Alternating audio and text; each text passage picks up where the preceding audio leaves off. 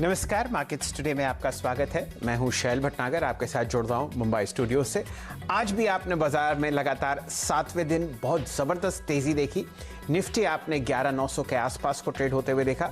बहुत ज़बरदस्त आपको बाजार में दोनों मेन इंडिसेस में तेज़ी आती हुई दिख रही है। फरवरी 27 के हाईएस्ट लेवल्स आपको निफ्टी पे आते हुए दिख रहे हैं। आज की तेज़ी आईटी इंडेक्स में और आपने फार्मा इंडेक्स में आते हुए देखी। आईटी के कई दिग्गज shares TCS, Infosys, HCL tech और खासकर विप्रो आपको ऑल टाइम हाइस के आसपास बंद होते हुए दिखे। शानदार तेजी आपने रियल्टी और सीमेंट काउंटर्स में भी देखी। ओवरऑल आज बाजार बहुत जबरदस्त तरीके से बुल्स के ग्रिप में था वीकली एक्सपायरी के बावजूद। लेकिन ये और बहुत कुछ और आपको बताएंगे हेडलाइंस के बाद।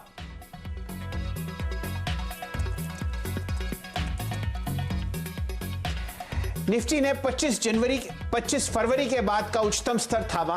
इंट्राडे में 11,900 तक भी पहुंचा। लगातार 6 सेशन की तेजी बनाए रखी और 5.5% की बढ़त के बाद सेंसेक्स फिर 40,000 के पार टिका। बैंक और फार्मा शेयर्स में भी दिखी अच्छी खरीदारी। कल वेदांता की डीलिस्टिंग ऑफर का है आखिरी दिन। आज 3:30 बजे तक आए 73.8 करोड़ शेयर। ज्यादातर शेयर्स 160 रुपए के भाव पर आए। शेयर ने लगाया 4% का गोता। 2 महीने के निचले स्तर पर लुढ़का वेदांता। लेकिन आज के स्टार परफॉर्मर्स रहे आईटी काउंटर्स, जिसमें आपने देखी रिकॉर्ड तेजी। अच्छे नतीजों और बायबैक के ऐलान के साथ टीसीएस 3% चढ़ा, पहुंचा ऑल टाइम हाई पर। तो वहीं विप्रो में भी बायबैक की खबरों से शेयर 7% दौड़ा। हमसे एक्सक्लूसिव चर्चा में टीसीएस मैनेजमेंट ने कहा ग्रोथ का दौर लौटा। आगे मार्जिन स्टेबल रहने का भी जताया भरोसा। The third and fourth quarter, we expected things to at least come back to where we were before February, March. But the acceleration has been ahead of what we also had anticipated. साथ ही साथ CNBC आवाज की exclusive खबर से Orient paper में 10% तक की तेजी। स्टार पेपर 6% दौड़ा। टिश्यू पेपर लैमिनेट्स का एक्सपोर्ट होगा आसान। फॉरेन ट्रेड पॉलिसी के नियमों में हुआ बदलाव। सभी की नजर अब कल आने वाली रिजर्व बैंक ऑफ इंडिया की क्रेडिट पॉलिसी पर है। बैंकर्स पोल में 85% एनालिस्ट के मुताबिक दरों में कटौती की उम्मीद नहीं। वहीं आरबीआई ने पॉलिसी के दिन मनी मार्केट में ट्रेडिंग का समय भी बढ़ाया। कल देखिए बेहतरीन पैनल के साथ सबसे बड़ी कवरेज। सीएनबीसी आवाज पर दर्शकों का भरोसा जारी। मार्केट के दौरान 55% लोग जुड़े सीएनबीसी आवाज के साथ। शाम के प्राइम टाइम में भी कॉम्पिटिटर से 2 गुना ज्यादा लोगों ने देखा देश का नंबर 1 बिजनेस चैनल सीएनबीसी आवाज।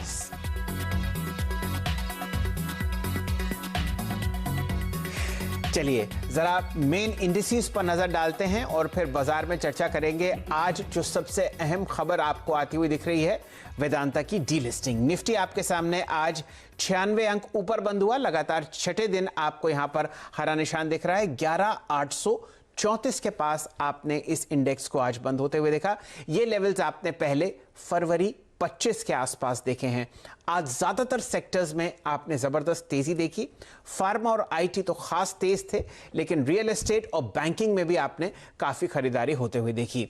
बात बैंकिंग की हो रही है तो बैंक इंडेक्स पर ध्यान दीजिए। निफ्टी बैंक आपके सामने 226 अंक ऊपर बंद हुआ, 23,191 के आसपास। एक अच्छा आंकड़ा आपने सेंसेक्स पर आता हुआ देखा। यह इंडेक्स अब 40,000 के पार है और यहां पर आप 303 अंक का इजाफा आते हुए देखते हैं। एडवांस डिक्लाइन रेशियोज और मार्केट की जो रेंज है वो आपके सामने स्क्रीन पर चलेगी। बुल्स का जो वर्चस्व है पूरे बाजार में बहुत जबरदस्त तरीके से आपको बढ़ता हुआ दिखेगा। हर तरफ आपको तेजी, record levels, all time highs, 52 हफ्तों के हाइज लगते हुए दिख रहे हैं बाजार में।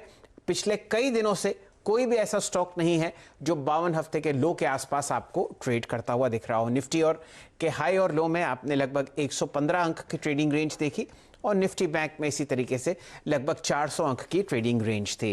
एडवांस डिक्लाइन रेशियोज देखिए। निफ्टी के 50 शेयर में से 28 हरे निशान में है। सेंसेक्स के 16 शेयर आपको हरे निशान में बंद होते हुए दिखेंगे। इसी तरीके के सारा दायरा जो है आपको आज बुल्स के फेवर में दिखेगा। लेकिन खबर आज है वेदांता की। और हमारे साथ स्टूडियोज में जुड़े हुए हैं यतिन जी, जो सारे दिन ब्रोकर्स से बात करते रहते हैं और आपको एक से एक बेहतरीन खबरें ला के देते हैं। आज हमारे साथ पहले मेहमान हैं अभिमन्यु सोफत साहब। आप हेड ऑफ रिसर्च हैं IIFL सिक्योरिटीज पर। ये दो जने और मैं मिलकर डिस्कस करेंगे वेदांता की डीलिस्टिंग में आज क्या हाल हुआ। अभिमन्यु जी, स्वागत है आपका मार्केट्स टुडे में। पहले जरा देखते हैं आज स्टॉक प्राइस एक्शन वेदांता में क्या हुआ और यतिन जी से बेसिक डिटेल्स लेते हैं। फिर अभिमन्यु जी आपसे तर्क लेंगे कि आगे क्या होता हुआ आपको दिख रहा है। तो बताइए यतिन जी, आज बहुत डीप कट आपने वेदांता के स्टॉक प्राइस में आते हुए देखा, इसके पीछे क्या कारण हो सकते हैं? तो शैलेंद्र जी देखिए, येस्टरडे से स्टॉक फोकस में है। कल से ही करेक्शन हमने इसमें आता हुआ देखा। कल लगभग इंट्राडे में 10% की गिरावट हमको यहाँ देखने को मिली। आज 3:30 तक का जो डेटा आया है वहाँ ये उभर के आया है कि लगभग 74 करोड़ शेयर 74 करोड़ शेयर्स जो है बिड आ गई हैं डीलिस्टिंग ऑफर की। ये जो 74 करोड़ शेयर्स की मैं बात कर रहा हूं, ये जो बाइंडिंग है, कंफर्म्ड ऑर्डर्स है और अनकंफर्म्ड ऑर्डर्स है, ये दोनों का टोटल है। और लगभग हमने आज सरप्राइजिंग फैक्टर ये देखा कि लगभग 4 करोड़ शेयर्स की बिड जो है वो 320 रुपए प्रति शेयर पे आई। ये 320 रुपए का शेयर का मतलब ये है कि ये 4 गुना ज्यादा है लगभग उसके बेस प्राइस से। और अगर आप मेन बुक का कंसंट्रेशन देखें, जहां सबसे ज्यादा कंसंट्रेटेड बोली आई है वो है 160 रुपए पे। 160 रुपए पे लगभग 17 करोड़ शेयर्स की बोली आई है। और इसके नीचे जो है 140, 45, 138 पे भी काफी सारी बोलियां हैं।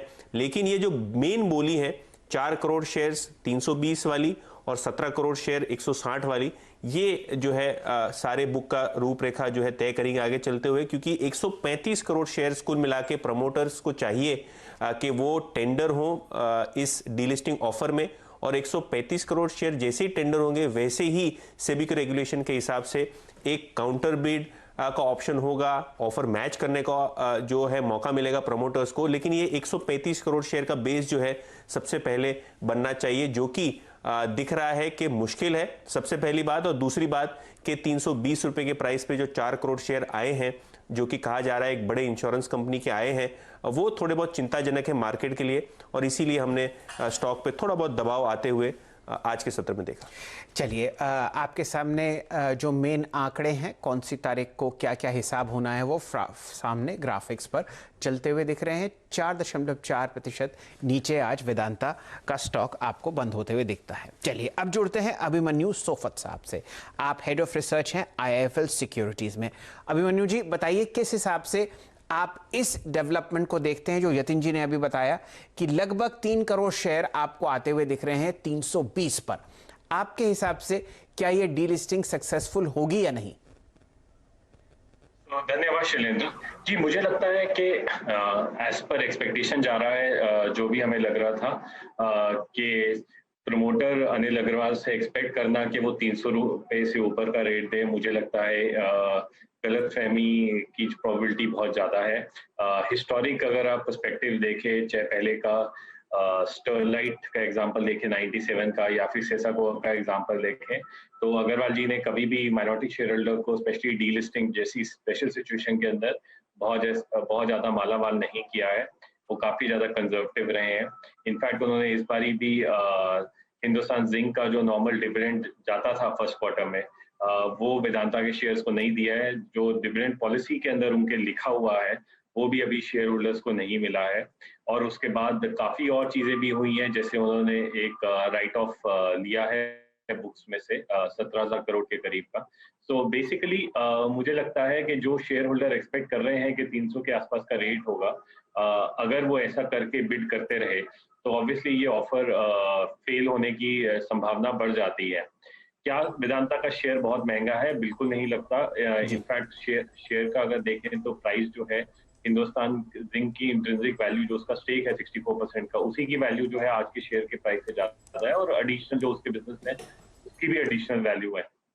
तो मुझे लगता है कि आज के डेट निवेशक को क्या करना चाहिए, मेरे हिसाब से आज का रेट जो है वो काफी अच्छा है निवेशक को इन्वेस्टेड रहने के लिए, जो निवेशक है। हाँ, ट्रेडर जो है उसके जिसने लिया है उसके बारे में मुझे कमेंट करना मुश्किल है। तो मुझे लगता है 150 रुपए का रेट वेदांता का नेक्स्ट 1 साल में आराम से हो सकता है, just based on fundamental. Delisting हो या ना हो उससे फर्क नहीं पड़ता, क्योंकि कंपनी में एज सच दम बहुत ज्यादा है। तो अभिमन्यु जी, बेसिक बात ये समझ में आई कि आपका रुझान इस डीलिस्टिंग को फेल होते हुए दिख रहा है और फंडामेंटल स्ट्रेंथ जो वेदांता के काउंटर में जो इनके ओनर हैं, जो उन्होंने जताई थी कि 82 रुपये से मुझे लगता नहीं कि ये इतना अंडर वैल्यूड है, और उन्होंने डीलिस्टिंग की गुहार की थी। तो अब एक बात तो ये पक्की हुई कि यहाँ पर आपको डीलिस्टिंग फेल होती हुई दिख रही है। उन निवेशकों का क्या जिन्होंने 82 रुपये और लगभग 130 या 138 रुपये के बीच में इस काउंटर को खरीदा इस उम्मीद में कि आपको 270 275 मिलेगा, उनके लिए आपकी क्या राय है? मैं अभी भी मानता हूं कि अगर ये डीलिस्टिंग की ऑफर जो है वो 150 रुपए से 190 रुपए के आसपास या मैक्सिमम 200 रुपए तक कही है, वहां पर अगर हम देखते हैं कि पूरे जो शेयर्स हैं वो उसी लेवल पे आते हैं, तो मुझे लगता है कि ये डीलिस्टिंग सक्सेसफुल हो सकती है। तो वो तो लास्ट मोमेंट पे ही पता चलेगा, ये आईपीएल के मैच की तरह है कि होगा कि नहीं होगा। पर जो ये निवेशक ने जिसने इन्वेस्ट किया है, मान लीजिए 130 रुपए पे भी इन्वेस्ट किया है, तो उसने बहुत खोटे रेट पे ये कंपनी में बिल्कुल भी इन्वेस्ट नहीं किया है। काफी ज्यादा वैल्यू है इस पर्टिकुलर कंपनी में। हमने रिसेंटली देखा है कि एल्यूमिनियम का प्राइसेस काफी इंप्रूव हो रहा है, जिंक के अंदर सिल्वर होता है, सिल्वर का रेट बहुत ज्यादा बढ़ा है, तो इंट्रिंसिक वैल्यू बिजनेस में बहुत अच्छा है। तो मुझे लगता है कि अगर वो इन्वेस्टर्स पेशेंस बना के रखें, इनिशियल अगर रिएक्शन हुआ और उसकी वजह से मान लीजिए स्टॉक 100 रुपए के नीचे गया, तो मेरे हिसाब से पक्का उनको एवरेजिंग करना चाहिए स्टॉक में, क्योंकि ओवरऑल इकोनॉमिक सिनारियो जो मेटल्स का है उसमें इंपोर्ट्स जो है वो कम होने वाली हैं। अभी कल ही जो इंपोर्टर्स हैं उन्होंने गवर्नमेंट से भी बात चल रही है कि इंपोर्ट ड्यूटीज बढ़ाई जाए, तो उससे डोमेस्टिक जो मैन्युफैक्चरर हैं वेदांता जैसे, उनको बहुत ज्यादा फायदा हो सकता है। ऑयल एंड गैस सेक्टर के अंदर भी केन अभी भी एक अच्छा कंपनी है despite the lower oil price. तो मुझे लगता है कि ओवरऑल अगर आप देखा जाए, निवेशक को होल्ड करने की मैं सलाह इस प्राइस पे दूंगा। अगर आप ये सवाल मुझसे 150 के आसपास के रेट पे बोलता, तो मैं जरूर बोलता उस टाइम पे कि आप थोड़ा एग्जिट ले सकते हैं स्टॉक पे, पर ये रेट पे मेरे ख्याल से एग्जिट लेना सही नहीं रहेगा। अभिमन्यु, आपने इनिशियल कमेंट्स में आपने ये बताया कि कॉर्पोरेट गवर्नेंस इशू एक ऐसी चीज है जो अनिल अग्रवाल का पीछा नहीं छोड़ती है। आपने एग्जाम्पल दिया स्टरलाइट इंडस्ट्रीज का, आपने एग्जाम्पल दिया जब केन वेदांता का मर्जर हुआ था तभी भी दिक्कतें आई थी माइनॉरिटी शेयर होल्डर्स को। मुझे आपसे ये सवाल पूछना है कि आपने कहा कि शायद ये फेयर वैल्यू के आसपास ट्रेड कर रहा है और जैसे ही गिरता है हमको खरीदारी करनी चाहिए, लेकिन कॉर्पोरेट गवर्नेंस के एंगल से, रिस्क के एंगल से आपको क्या लगता है कि क्या चीज़ें जो हैं वो गलत हो सकती हैं? क्योंकि ये क्वार्टर के रिजल्ट में भी हमने देखा फुटनोट में कि वेदांता ने अपने ही प्रमोटर्स को $300 मिलियन का लोन दिया। प्रमोटर एंटिटी हमको पता है कि कर्ज में डूबी हुई है। तो अगर ये इंटर प्रमोटर ट्रांसफर और इंटर कॉर्पोरेट डिपॉजिट्स अगर चलते रहे तो माइनॉरिटी शेयर होल्डर्स को आपको लगता है कि कहीं ना कहीं इसका खामियाजा भुगतना पड़ेगा?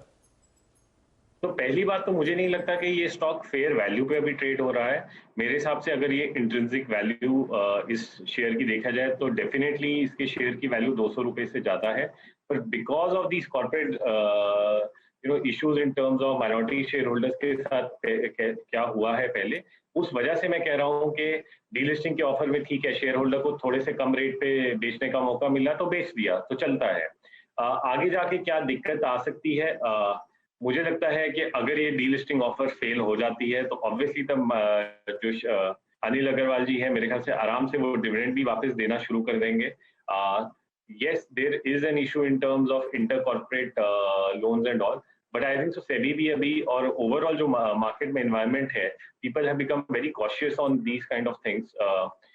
In fact, उनको पैसा इसलिए लगता है क्योंकि उनको बोरिंग काफी प्रोमोटर ग्रुप लेवल पे उन्होंने की हुई है, और अगर ये डीलिस्टिंग नहीं होती है तो काफी वो बोरिंग कम भी हो सकती है आगे जाके। तो मेरे हिसाब से समथिंग एडिशनल बैड डीलिस्टिंग ना हो तो होगा शेयर होल्डर को, ऐसा तो मुझे कुछ अभी फिलहाल लग नहीं रहा है। अभिमन्यु साहब, एक चीज़ बहुत इंटरेस्टिंग मैं आपको बताऊं, इससे पहले हमारे डायरेक्टर साहब आपको एक बहुत ही लंबी अवधि का चार्ट हिंदुस्तान जिंक का दिखाएंगे, जहां पर वेदांता मेजॉरिटी ओनर तो है लेकिन 26% स्टेक भारतीय सरकार का आपको हिंदुस्तान जिंक में आता हुआ दिखेगा।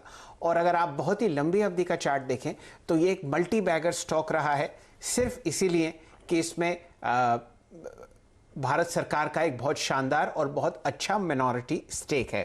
वो आपको वेदांता का जो पेरेंट होल्डिंग है वहां पर आता हुआ नहीं दिखता।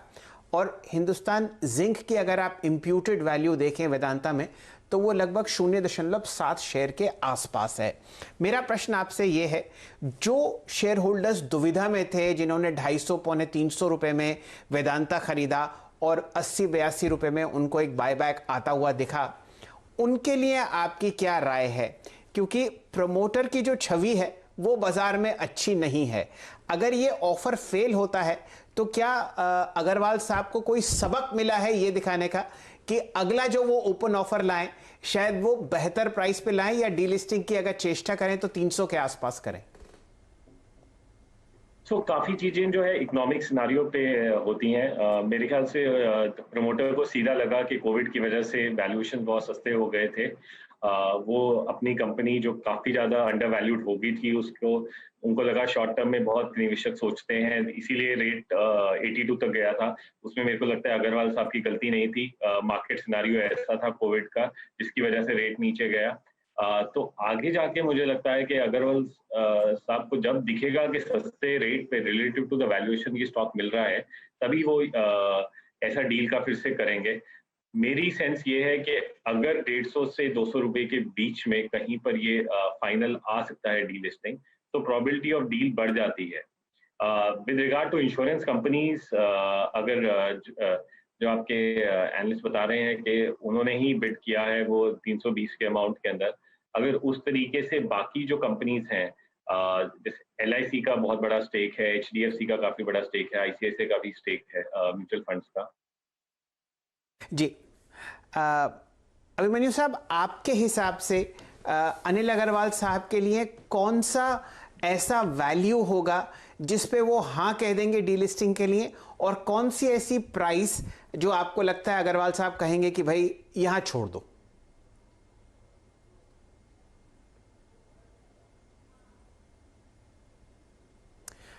मेरे ख्याल से उनसे हमारा जो दूरसंचार का लिंक है वो टूट गया है। दोबारा जोड़ने की कोशिश करेंगे और ये सवाल लेंगे। लेकिन फिलहाल बहुत ही इंटरेस्टिंग मोड़ पर आपको वेदांता का स्टॉक आता हुआ दिखेगा। 118 का प्राइस आपके सामने, बिल्कुल, और 4.4% नीचे। आप कुछ कहना चाह रहे हैं यतिन जी? अभिमन्यु साहब भी जुड़ चुके हैं। हाँ, अभिमन्यु जी जुड़ चुके हैं। जैसे कि आप शैल सर बता रहे थे ना कि अगर समझो रिवर्स बुक बिल्डिंग प्रोसेस में डिस्कवरी प्राइस हम 320 मान लेते हैं क्योंकि वहां 4 करोड़ शेयर आए हैं और हम कट टू कट चल रहे हैं, तो एक काउंटर ऑफर का प्रावधान भी है सेबी के रूल में। तो अगर डीलिस्टिंग सपोज 320 रुपए की प्राइस डिस्कवरी करता है तो काउंटर ऑफर किस प्राइस पे आना चाहिए? मुझे लगता है यही हमको अभिमन्यु से पूछना चाहिए कि अगर अभिमन्यु की तरह हम चक्रव्यूह में फंस गए हैं तो इसका निकाल कैसे होगा? मुझे लगता है कि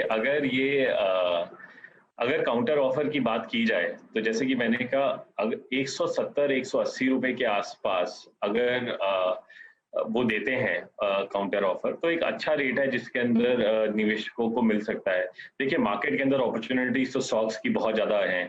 आप देख रहे हैं किस तरीके से अभी काफी सेक्टर से स्टॉक कितना ज्यादा हाई पे जा रहे हैं, फार्मा के अंदर कैसे भाग रहे हैं, इनफैक्ट मेटल में भी स्टॉक्स में बहुत तेजी दिख रही है। तो अगर एक स्टॉक के अंदर आपको लगता है कि वैल्यूएशन बहुत महंगा नहीं बट बहुत सस्ते पे भी नहीं, उस रेट पे अगर आपको बेचने को मिल गया है तो ठीक है। लास्ट मोमेंट पे एक्सपेक्ट करना कि बिल्कुल हाईएस्ट जो वैल्यूएशन एक बिजनेस को मिलता है उसी वैल्यूएशन के अंदर हम बिजनेस बेचेंगे, तो वैसा करना बहुत मुश्किल हो जाएगा। तो इस रीजन से मुझे लगता है कि लगभग 180 का रेट अगर एक बहुत रीजनेबल रेट लगता है मुझे, कि जिसके अंदर शेयर होल्डर्स को भी खुश हो जाना चाहिए और प्रमोटर को भी खुश हो जाना चाहिए कंपनी को डीलिस्ट करने के लिए। अच्छा अभिमन्यु साहब, आपका बहुत बहुत धन्यवाद। बहुत ही आसानी से और आराम से आपने समझाया कि क्या मसला है और क्या एक ऐसा रेट होना चाहिए जो अनिल अग्रवाल साहब को शेयर होल्डर्स को ऑफर करना चाहिए।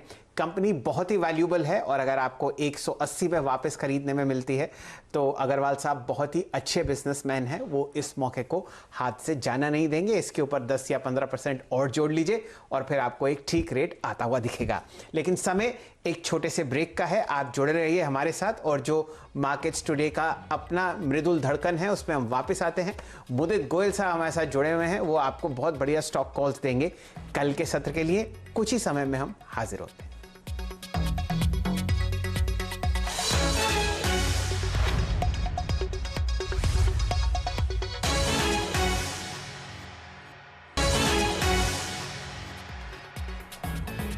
नमस्कार, मार्केट्स टुडे में आपका स्वागत है। अब जुड़ते हैं मुदित गोयल साहब से। शानदार तरीके से वो चार्ट्स पढ़ते हैं, वो आपको राय देंगे निफ्टी बैंक निफ्टी पर कल के सत्र के लिए। गोयल साहब, स्वागत है आपका। संक्षिप्त में बताएं इंडेक्स पर आपका क्या व्यू है कल के लिए। गुड इवनिंग शैल जी। देखिए, व्यू बिल्कुल साफ है। मार्केट में तेजी करनी चाहिए। आज के सेशन में जो हाई लेवल से डिप देखने को मिला ये एक बाइंग अपॉर्चुनिटी है। मुझे लगता है कल के सेशन में ओपनिंग नोट में निफ्टी को बिल्कुल लॉन्ग करके चलेंगे। कल के सेशन में 11,930 तक के टारगेट निफ्टी में नजर आएंगे। स्टॉप लॉस रहेगा 11,780 का। वहीं दूसरी तरफ निफ्टी बैंक की बात करते हैं तो निफ्टी बैंक में भी बाइंग अपॉर्चुनिटी नजर आ रही है।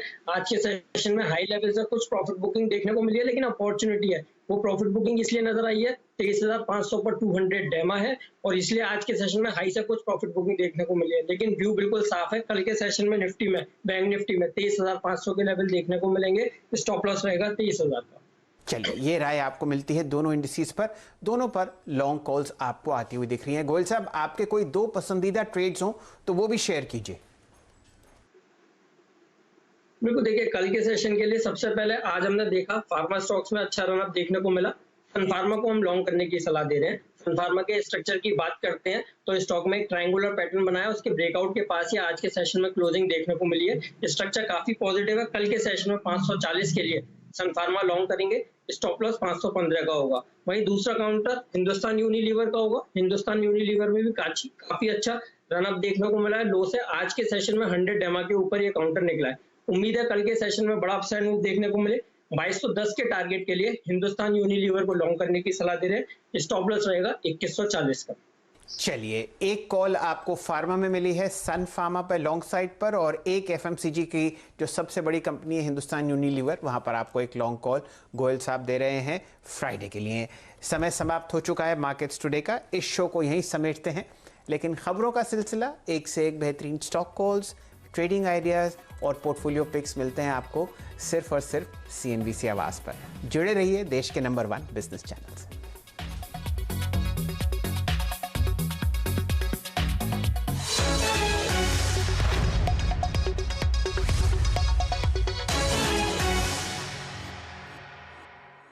फ्रेंड्स, मिलते हैं अगले वीडियो के अंदर। जब तक के लिए गुड बाय।